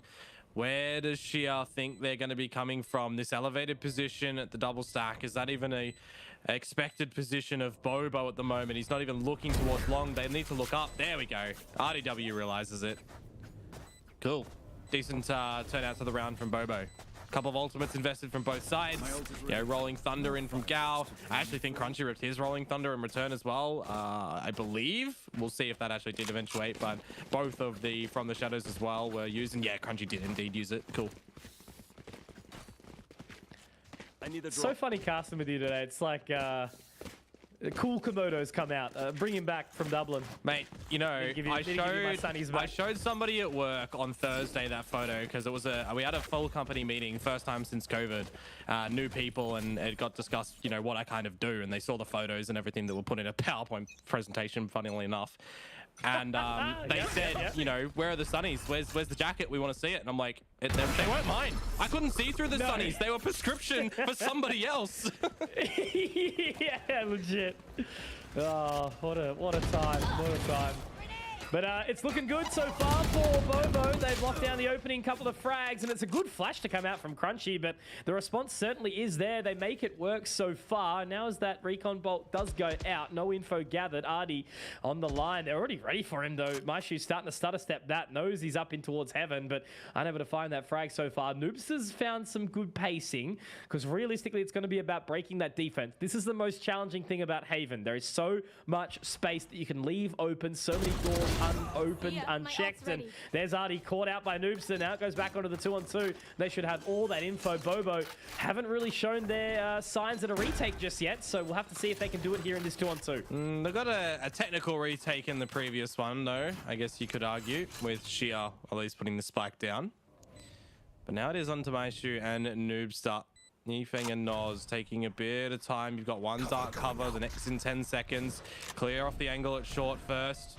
As the Prowler goes in, Paranoia towards Hell. It actually catches Noz, unfortunately, so he has to use an extra Prowler to clear Hell in case it missed last time. Smoke onto the spike, and then gone towards Noobster, but he doubles down, and now the Hunter's Fury as well. It's early, it's preemptive, but it should be good. Noz straight into the crosshair, or he's actually been tagged. The spray should be good here from Noobster. I dashed into water. There's no time for Noz. It's A-okay. Honey Badgers responding nicely. Maishu even will be able to live away with that Phantom. So happy days for the Honey Badgers. No burrowing needed here as they will continue on. That is excellent stuff in a response. Getting this to be a bit more of a closer stead. I mean, you know, you're still going to call Haven offensive-sided, definitely. It's a attacking benefited map for sure, just in how spread thin the defenders are. Perfect example was that previous round that we did just witness in, you know, 3v2. Noobster finds some space, gets below RDW into Heaven. And now Bobo, they're going to be playing into this eco round here. Dragon, though, does pick up the Guardian, so there's always a world, or always a which way. He's going to get caught by the fault line, though, and information will be gathered. He's going to stay. Does satchel out, though, and now that lockdown goes in Komodo, so it's going to be a big attack, big offense, has to move past the paint shells. Mirza will create that space, but he's going to sit inside the dark cover for a little while longer, and those shots do get missed, so it's going to be all under the pistols here. Crunchy gets one, but traded out accordingly, and now it's going to be all left onto RDW. Has the tour de force, and he has popped it, so he's made some footsteps. Will get heard out by Shirt. And now I think they can just walk straight onto the line, and yep, that'll be done and dusted. So Honey Badgers, it's tight, it's getting closer. We have a series. If you look at your hands, your palms, it might say the word on right on there. Mine say sweaty. Is that what we're gonna get? Are we gonna get sweaty gaming? Right there. Right there. Just got to remember, the spaghetti is always in the pockets. All right. But it's only if they trip and slip and it falls out. It can be hard to put it back in. Right, okay.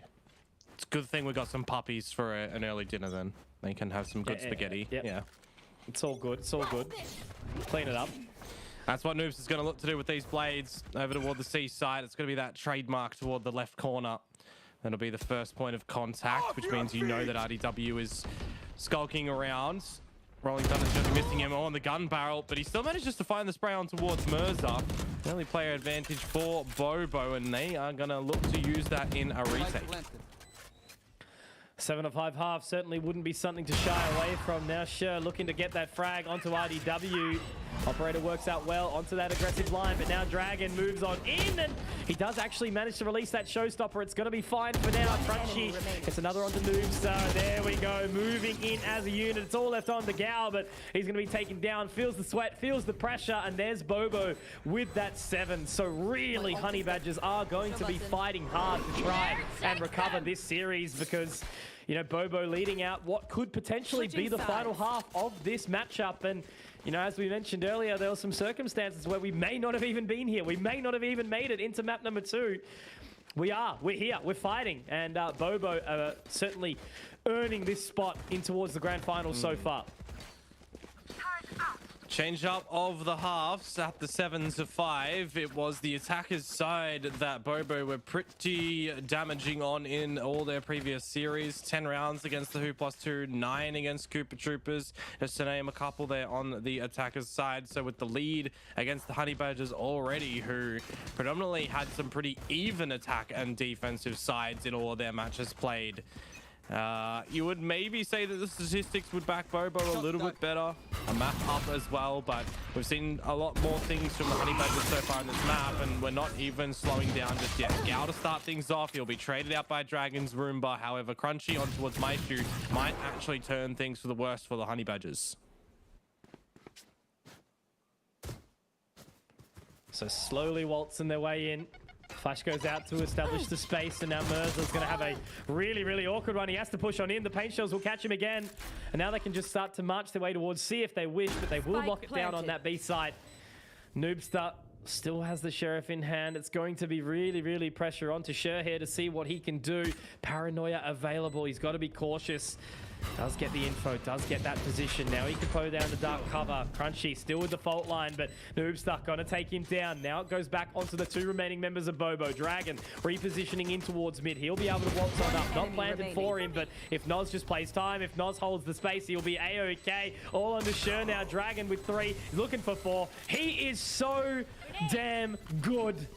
An MVP by a college mile, Komodo. I'll say it again. I'm going to Google this one. I need to see what this means. Yeah, let's have a look. All right. What's the actual definition? Because Dragon's 21 and 10, double everyone else on his team. A college mile. Maybe helps if I say what is a college mile. Is it even an actual saying? It's like coming up with... Just throw it out. Yeah. What is considered to be an average mile for a level D1 male? I don't know, some American thing. All right. Anyways, just a thing. We didn't learn anything new today. That's what I'm establishing. Nah. Maybe later on. That is what the day is for. Moving on in.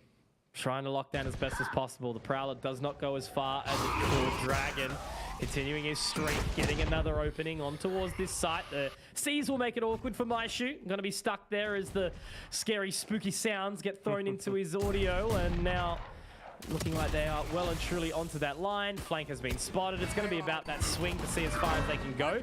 Haunt's going to go up to catch, get some info. Yifeng gets it. Dragon another. And it's all in the noob star. So just really kind of business as usual for Bobo in this round. It's always one of the interesting things as well, just at the tail end of this round. That is actually a brilliant... okay. Jesus. Hang on. Maybe. Hold it. 34 Hold that thought. HP. I'm holding it. Noobs is holding his hand, or rather his sheriff. No. Okay. You need to find it. One of the things I was going to say is, it's always interesting when you're running a fade for the C's and your Raze has already used their paint shells, right? Because you've essentially got a free frag on an opponent who cannot move within a certain perimeter. You know, when you've got something like a Sova and a fade, you're able to take them out. You've got the aftershock from Crunchy, but it's not actually near the equation to be able to capitalize on it.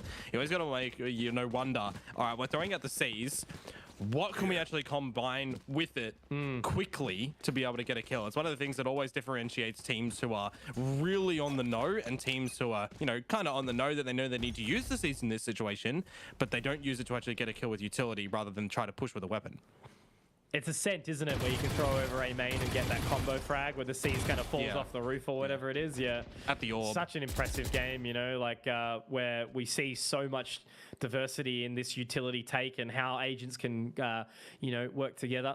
It's a brilliant game of Valorant, but for now, Dragon has been taken relatively low. Showstopper available if he so chooses, because obviously just Crunchy and Noz down to a lesser equipped buy. Artie gets the catch on the Noobster. He's been maybe a little bit too aggressive in some moments, and that does allow for the space. They've made the call. They're rushing it over towards this A site, and we do have Maishu, who will get the recon bolt down quick enough potentially, but no. Showstopper has been engaged, so he's going to hold that and basically just use it as a scare tactic for the time being. And look at it, it has scared Maishu, and we get tagged down at 36 HP. He's going to meet Dragon at the Harry Potters, so hopefully we do start to see a little bit of magic come through from Maishu with the drone, with the reconnaissance bolt that he's able to throw in as well. However, no information to get on the back of that recon dart. I lie, it actually gets a good amount of pinging out, but Dragon and Crunchy are one step quicker with the shots that they start to deliver. 5 versus 2 scenario, Maishu and Shia. It's almost unwinnable. So do they look to hold on to this weaponry as they do start to bow out? Shia's going to at least go down with a couple of opponents, but then Maishu is just going to call it. Fair enough. Try to save that weapon in towards the next round. See what you can do and hope that something will work out for yous. Because Bobo, look, that was a bit of a half buy from them. So they're in a fantastic position moving forward into this next one. No stress, no problems at all for them. And it's really, really starting to look like we may very well have our grand finalists lined up. Honey Badgers will need to do plenty of heavy lifting to secure their spot there. Obviously, split available if we do need it, Komodo. But right now, it's not looking likely. Back onto an eco. Have to do some reconsidering. Maishu, obviously with that save weapon, maybe some damage done, and Noobster with the Blade Storm, so we'll hold fast just for these next couple of rounds.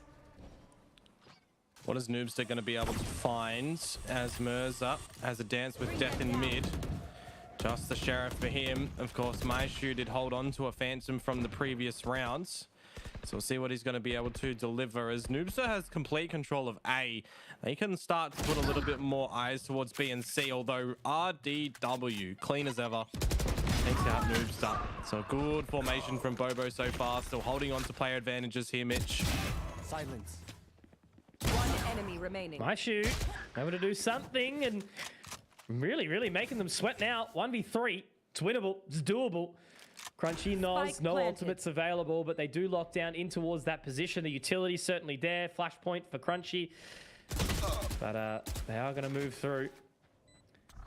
Holding it up. Getting the utility out now. Maishu trying to gather some further information off the back of that recon bolt. Now, moving in. Both members tucked away towards C long. Really, really fantastic post-plant positioning for them. Open plant. Fault line makes it challenging. Some damage. The haunt there to just keep him entertained. And this is just looking like an impossible feat for poor Maishu, isn't it? Here can move on in, and Noz is just going to hold the line down and gets the job done. Bobo 2 away from success.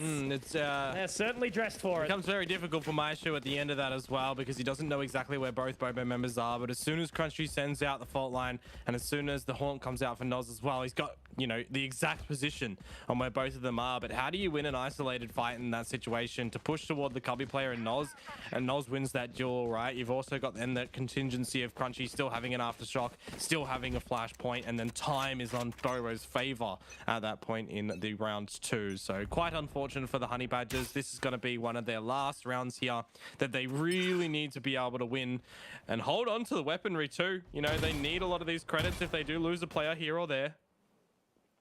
Currently nobody home at the B site, just leaving poor old Alarm Bot to be the sacrificial lamb. Because when that does blow up, you know, and you're vulnerable, there's no one here to capitalize on that extra damage. It's even gone the wrong way. Towards position. Yeah, exactly. Utility now. Starting to get thrown out every which way. Maishu, can he get the catch? He does, but it's only for one tag. Yifang's not really going to care there, knowing he can't go down straight away. So there's going to be an all-out brawl, Komodo. Are you a fan of a 5-on-5 retake? Because sometimes I am. I am when... Aldrone gathers that info. I am when there's a lot of utility to use, but at a B site in Haven, it's going to be real wicked. Lots of kills, Mitch. Back and forth, 4 versus 4. Gao able to equalize for now as Maishu drops down Noz. That's going to be a big information holder. Dragon obviously going down as well, so it's going to be onto the hero of the previous map in Yifang. Yifang moving through, gets 2, but now it's all on the Gao. 1 versus 3, Rolling Thunder available, catches both, has to get pushing, has to get moving. Does he have the time, Komodo? I don't think he will. It's not going to matter though anyway. RDW locking it down, finding it, and Bobo, they are going to not only find map point, but they are going to find a series point, qualifying point for the grand final. Best of 5, 95X absolutely dumpied on them yesterday, so it's going to be a certainly recovery phase for them to see if they can win it. 7 of them as well, right? 7 map points yet again, like our previous map. And one thing to note in there, that alarm bot that was at the front of B, when the satchel play went in from Dragon, the alarm bot ran to the right side instead of the left side where Dragon went, and then it closed again. So it just moved its position essentially, which was pretty interesting. Speaking about moving positions, that's what Honey Badgers are doing, because they've moved into Bobo's near spawn, as they do think better of that and fall back, because they've got a 2-player advantage now.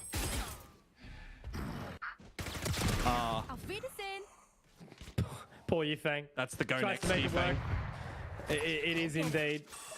But look, they are still, you know, in play, Dragon. Ray's operator, always a big fan of it, especially when it gets killed immediately. So now Noz, last man standing, 1v5. Hasn't had a majorly impressive sort of series so far, but, you know, the in-game leader kind of gets to call that one out himself. And he does go down. One of those map points, series points, will be squandered. But they move into the next side, move into the next bit. Operator up for Noobster. Purchase back in Fort Bobo.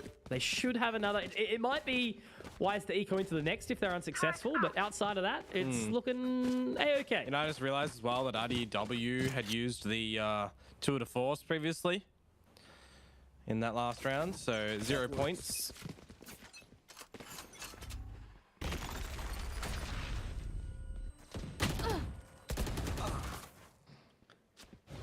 Good start. There's the opener. Dragon onto Maishu. Info down for the Honey Badgers. Prowler is going to go in and bite Noobster.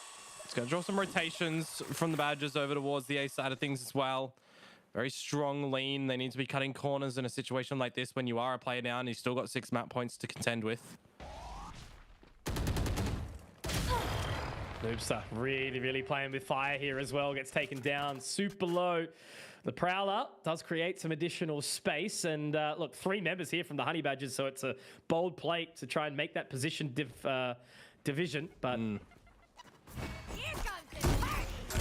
Oh, still going in towards the A side. That's an early rocket from Dragon as Gao has taken down. Noosa will answer one in return. Still, Bobo, Mitch, they are holding this player advantage. And I am now just noticing as well that old RDW has gotten into the B side in front of the Killjoy utility because it went down, though he has missed an operator shot.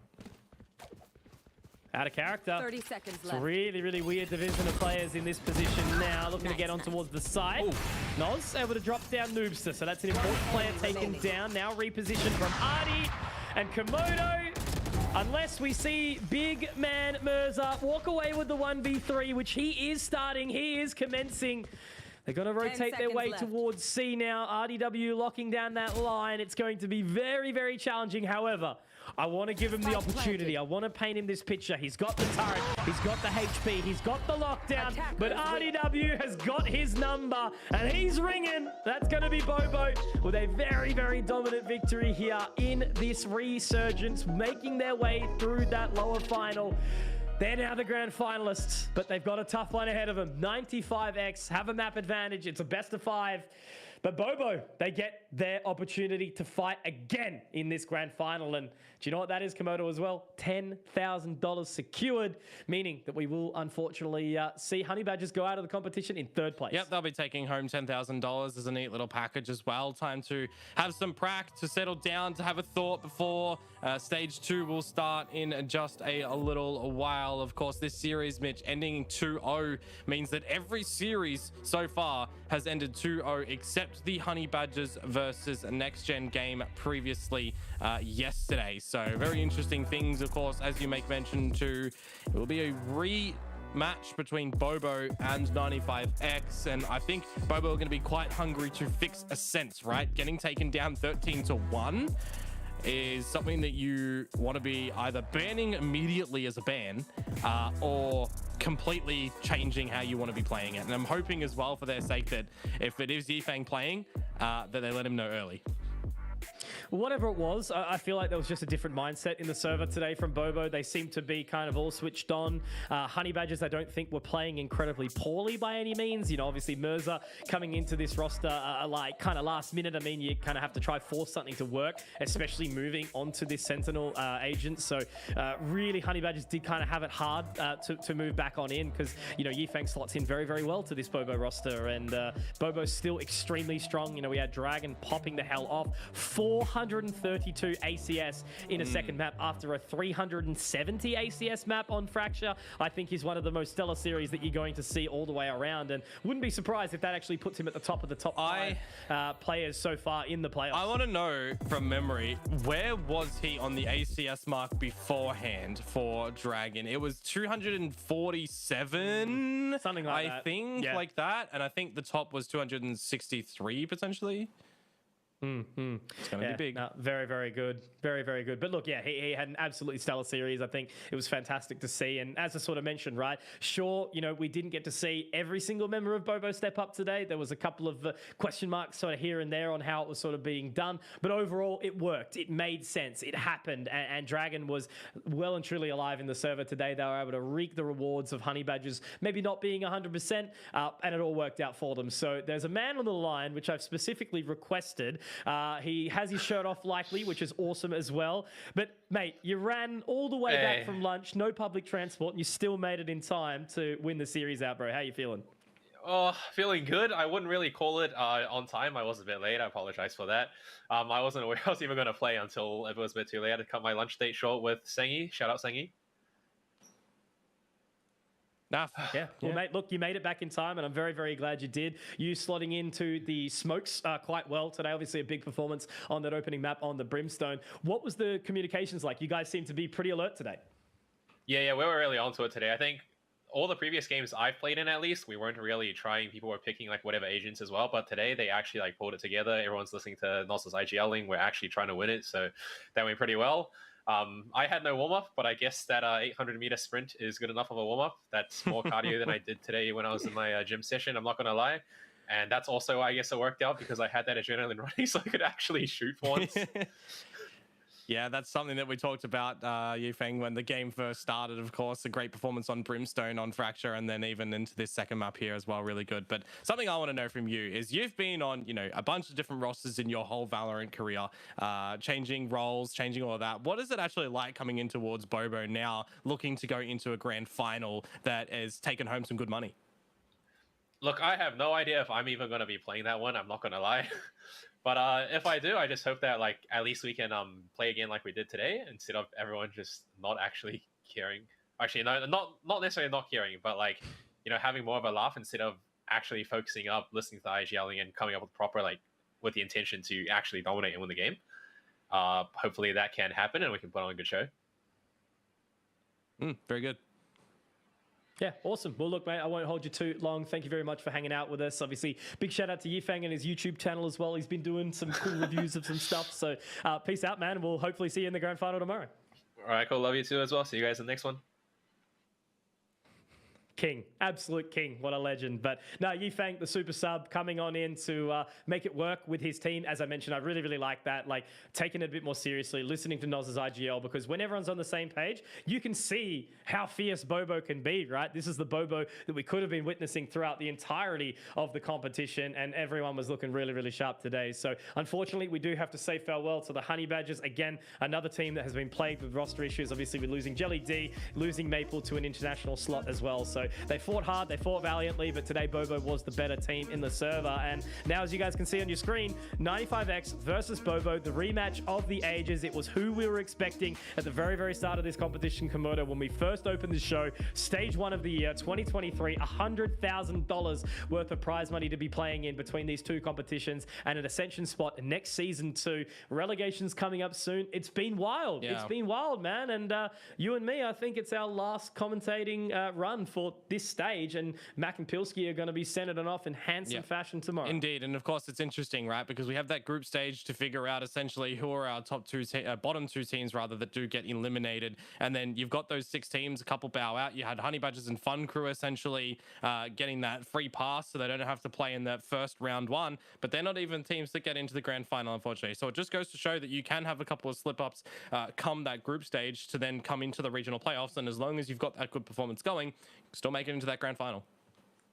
Absolutely. We've requested it specifically to see who was going to be sitting up at the top of that top 5 after Dragon's incredible performance, because I'm actually going to check the scores right now here to see what we did get to have for him. He is up the top there, 291 ACS, so he went plus 25 in the series, to my understanding here, 53 to 28 on the raise. That is just incredible from Dragon. So he's not swell off his perch. Lou, Gal, McKinley obviously not going to be having another opportunity, so it's just going to be Dragon and Swirl to battle it out to be who will be considered the top ACS player of this entire stage 1. There's also Crunchy that we've seen come into this top 5 mix, so he might be able to shoot up tomorrow in the grand final if he doesn't have a negative performance like he did unfortunately today. So hopefully he's able to pick it up. But I do know, and I did hear through a couple of Twitter clips, that he might not even have a voice at the moment. So there's something going on about that too. So we'll see.